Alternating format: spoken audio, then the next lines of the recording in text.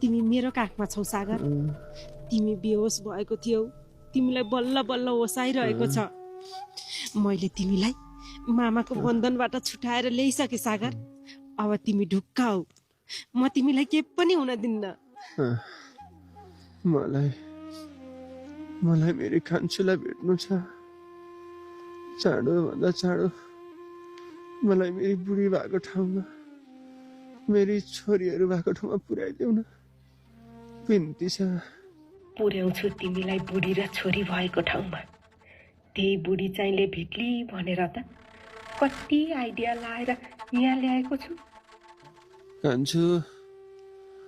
कान्छु बुढु।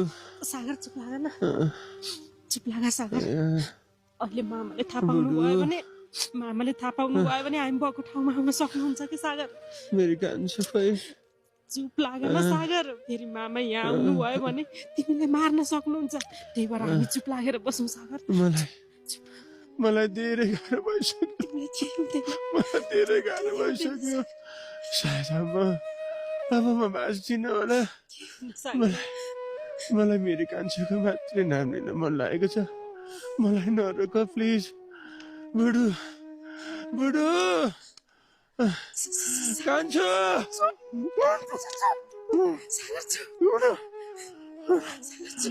मेरो छोरीहरूको, मेरो बुढोको धेरै याद आइसक्यो।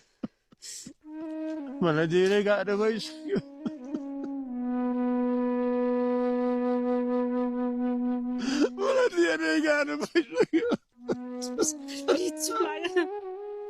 म मर्नै परे पनि मेरो श्रीमतीको काखमा, म मेरो छोरीहरूको साथमा मर्छु नि। मलाई मेरो घरमा पुर्याइदेऊ न, बिन्ती छ। बुढो